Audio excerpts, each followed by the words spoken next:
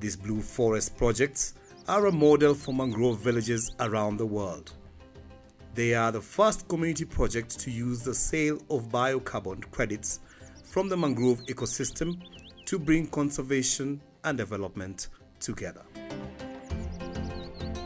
We are the first one in the world to reach this level.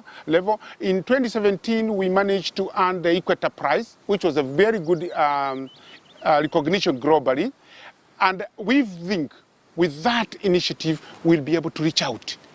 Yeah, even the community in Gazi and Vanga will benefit from the carbon market, and from that we'll be able to influence our region, which is the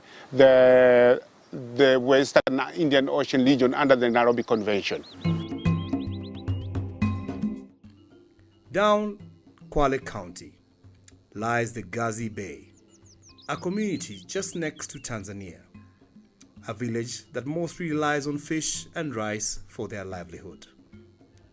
With success stories from Gazi Bay, the United Nations Environmental Programme, UNEP, in collaboration with the International Coral Reef Institution, ICRF, have shifted their efforts to Vanga Bay, an area estimated to have mangrove that is double that in Gaza Bay, with the mission to see to it that this community benefits from the blue forest conservation.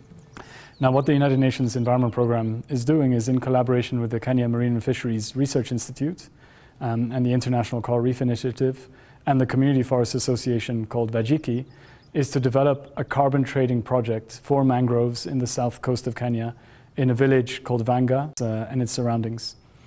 The way it works is that as the mangrove trees suck carbon dioxide out of the atmosphere, the village can sell these carbon credits to entities such as individuals or companies abroad who want to offset their carbon emissions. So these are people or companies that want to reduce their impact on climate change, and they want to invest in mangrove conservation and rehabilitation as a way of doing that.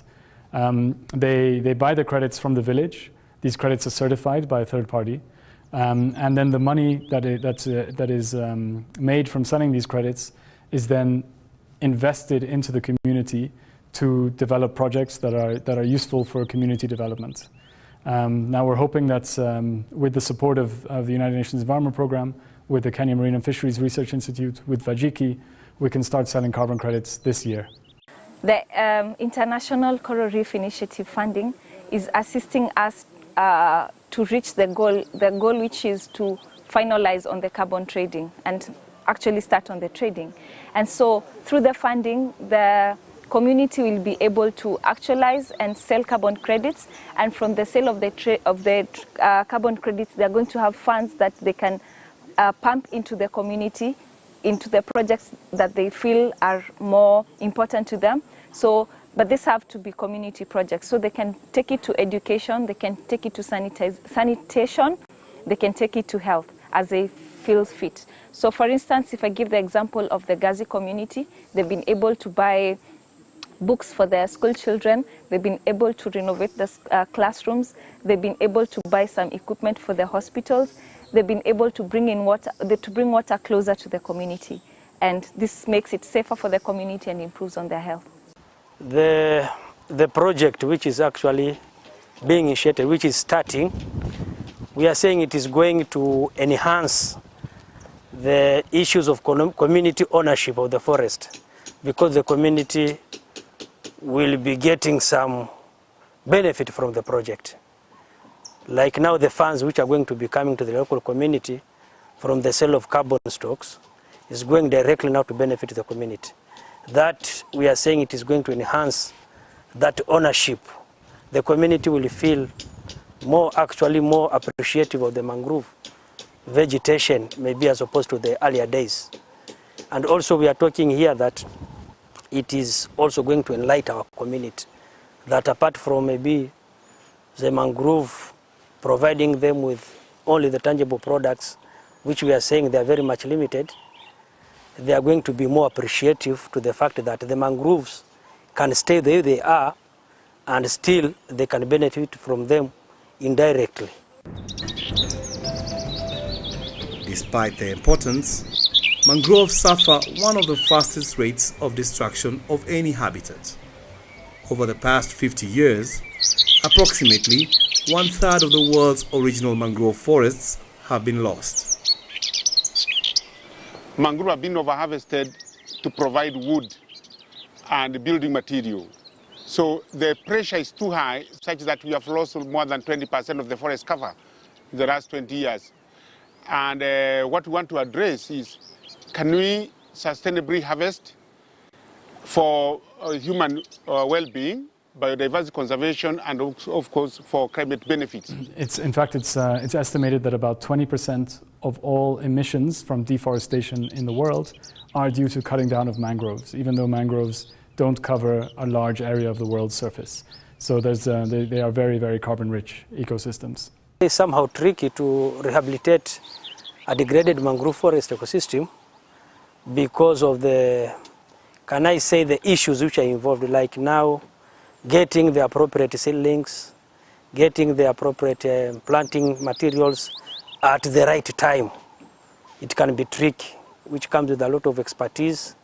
And we can say also it is equally involving, like moving them, transporting them to the planting site, the logistics involved, given the fact that sometimes you have maybe even to hire a boat.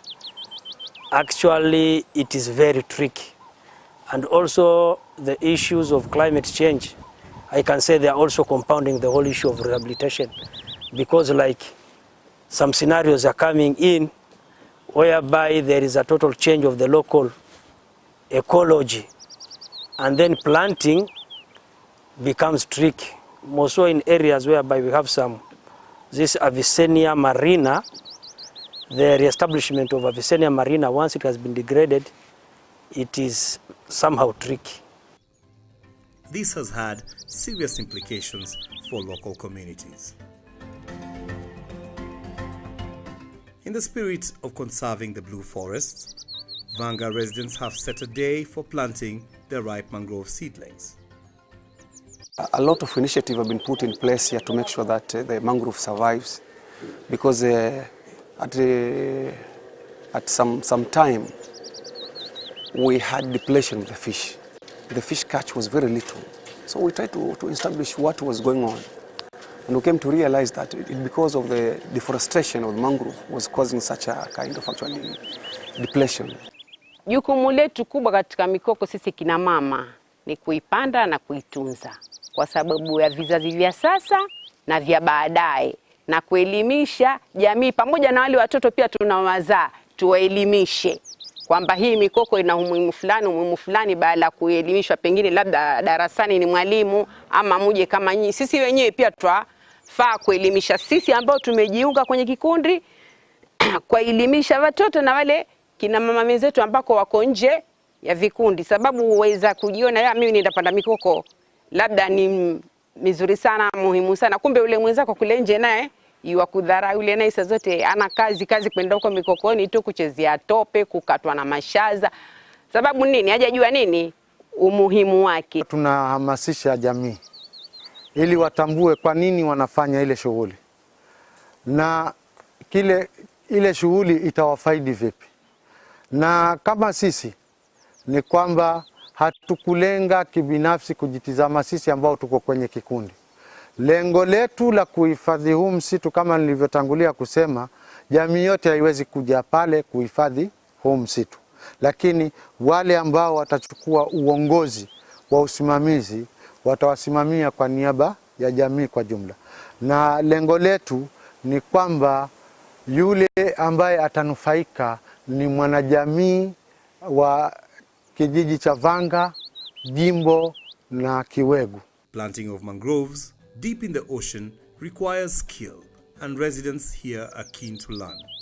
Therefore, institutions such as ICRF has put efforts to train them occasionally. Omar Mohammed is one of the community members who has never missed a single mangrove planting session for the last 4 years. Residents of Vanga are optimistic that just like their counterparts in Gazi Bay, they will soon reap from their efforts in conservation of the mangrove forest through carbon trading.